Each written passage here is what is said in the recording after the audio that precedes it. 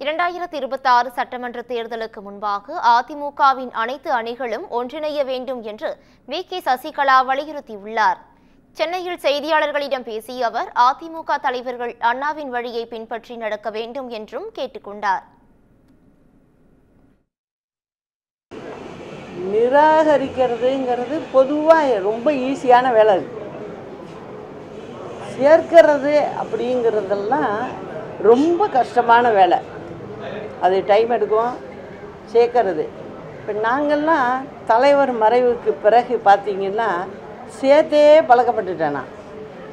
அதனால் இது நிறைய பேர் இதெல்லாம் தெரிஞ்சுக்கணுங்கிறது தான் என்னுடைய ஆசை. கட்சியினுடைய அடிப்படையில் இருக்காங்கல்ல, அவங்களோட எல்லாம் என்னவாக இருக்குது, கட்சி ஒன்றா இருக்கணும், அப்போ தான் நம்ம வெற்றி பெற முடியும் அப்படிங்கிறத சொல்கிறாங்கல்ல. அதை தான் எல்லோரும் சொல்கிறாங்க. இப்போ இவரும் அதான் சொல்கிறாரு, அவரும் அதான் சொல்கிறாரு, எல்லோரும், நானும் அதுதான் சொல்கிறேன்.